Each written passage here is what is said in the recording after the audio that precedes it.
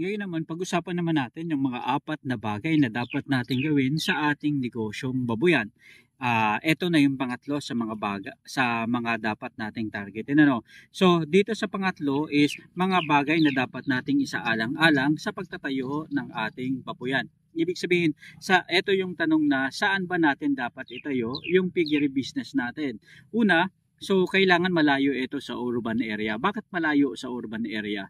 So, kailangan malayo sa urban area kasi ito yung magbibigay ng problema sa atin sa bandang huli. Maaari tayong ireklamo ng mga kapitbahay natin dahil nangangamoy yung ating baboy, or minsan naman maaari tayong ireklamo dahil sa ingay ng mga alaga nating baboy. Kaya importante na meron tayong magandang lokasyon para at least hindi tayo magkaroon ng problema. Ang ikalawa naman is dapat at least yung ating source ng water para sa ating negosyong baboyan malapit lang. Kailangan hindi ito mas malayo sa at least 25 meters. Kailangan doon sa within 25 meters radius ang source of water natin para hindi tayo masyadong mahirapan. Isa sa mga pangunahing pangangailangan sa negosyo ng pagbababoyan at pangangailangan na rin ng mga alaga nating baboy is syempre yung tubig, dahil una, kailangan nilang uminom lagi. Dahil hindi naman yan pinagpapawisan, kaya kailangan laging presko ang mga alaga nating baboy. Kailangan na rin natin ito sa paliligo sa ating mga alagang baboy, at ang ikalawa naman ay paglilinis ng ating mga alagang baboy at ng pigpen.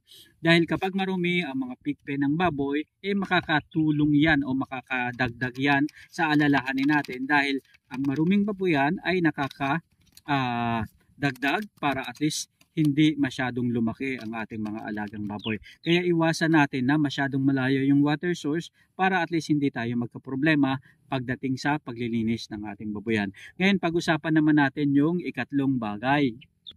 Okay, yung ikatlo naman is dapat malayo ng at least minimum 1,000 meters. 1,000 meters 1,000 metro mula sa mga kabahayan at iba pang mga komersyal na gusali ang ating babuyan.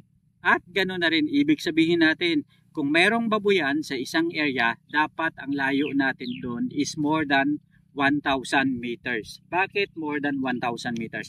More than 1,000 meters kasi kung may babuyan doon sa kabilang area at masyadong malapit doon sa area kung saan nandun ang mga alaga nating baboy o ang ating piggery business, naku po, nakakatakot yan. Dahil kapag hindi maingat yung ibang babuyan at napakalapit mo sa kanilang babuyan, yung piggery mo, malamang at malamang maaring magkasakit ang iyong mga alagang baboy. Kaya naman